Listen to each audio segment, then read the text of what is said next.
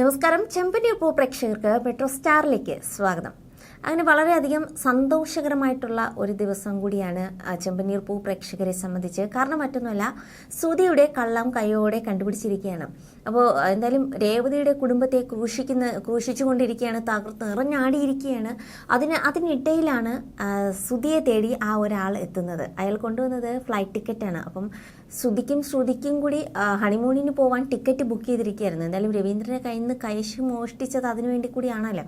എന്തായാലും ആ ടിക്കറ്റ് കൊണ്ടുവരുന്നത് ഇവിടുത്തെ പുകലിന് ഇടയിലാണ്. അപ്പോൾ അത് കൊണ്ടു കൊടുക്കുകയും, പക്ഷേ മണ്ടനായ സുധി അത് ശ്രദ്ധിക്കുന്ന പോലും ഇല്ല എന്നുള്ളതാണ് വാസ്തവം. പക്ഷേ അത് സച്ചി കണ്ടെത്തി.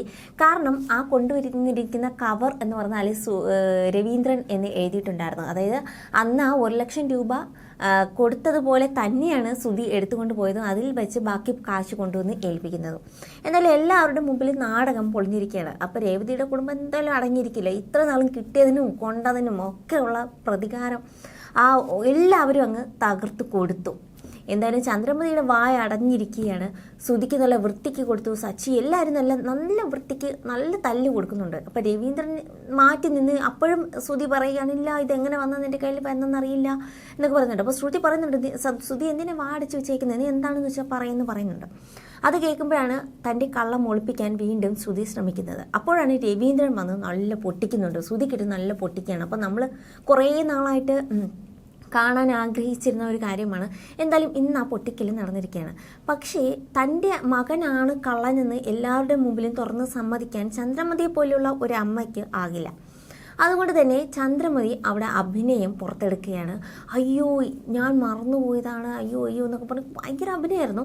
എന്തായാലും ഞാൻ മറന്നുപോയതാണ്, എനിക്ക് ഇടയ്ക്കിടയ്ക്ക് ഒരു തലവേദന വരാറുണ്ട്, ആ തലവേദനയ്ക്കിടയ്ക്കിൽ ഞാനിത് മറന്നുപോയതാണ്, അവന് ഹണിമൂണിന് പോകാൻ ടിക്കറ്റ് എടുക്കാൻ കാശ് കൊടുത്തത് ഞാൻ തന്നെയാണ് എന്നുള്ള രീതിയിൽ ചന്ദ്രമതി പറയുകയാണ്. എന്തായാലും ഇത് അഭിനയമാണെന്നുള്ളത് സുധിക്ക് മനസ്സിലായിട്ടുണ്ട്. കാരണം സുധി പറയുന്നുണ്ട്, സുധിയല്ല സച്ചി പറയുന്നുണ്ട്, ഒയ്യോ എന്ത് അഭിനയമാണ്, വല്ല സിനിമയിൽ അഭിനയിക്കാൻ പറ്റൂടെ അച്ഛൻ, ഈ പറയുന്ന കള്ളമാണ് എന്നൊക്കെ സച്ചി പറയുന്നുണ്ട്.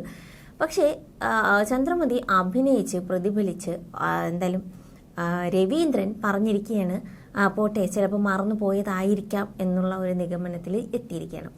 അതുകൊണ്ട് തന്നെ ചന്ദ്രമതിക്ക് അപ്പോൾ നല്ല ദേഷ്യമുണ്ട് സുധിയോട്. എന്തായാലും രവീന്ദ്രൻ പറയുന്ന പ്രകാരം ചന്ദ്രമതി എല്ലാവരോടും മാപ്പ് അപേക്ഷയും നടത്തുന്നുണ്ട്, പ്രത്യേകിച്ച് രേവതിയുടെ കുടുംബത്തോട്. അപ്പോൾ രേവതിക്ക് ഭയങ്കര വിഷമമാണ്. കാരണം ഇവരെല്ലാവരും നല്ല വൃത്തിക്ക് കൊടുത്തിട്ടുണ്ട്, ഞങ്ങൾ ഇങ്ങനെ കള്ളഞ്ഞല്ല, നിൻ്റെ മകനാണ്, നീയാണ് പഠിപ്പിച്ചു കൊടുക്കാത്തതെന്നുൾപ്പെടെ ലക്ഷ്മി ഉൾപ്പെടെ എല്ലാവരും പറഞ്ഞു കഴിഞ്ഞ് എല്ലാവരും പടിയിറങ്ങി പോവുകയാണ്.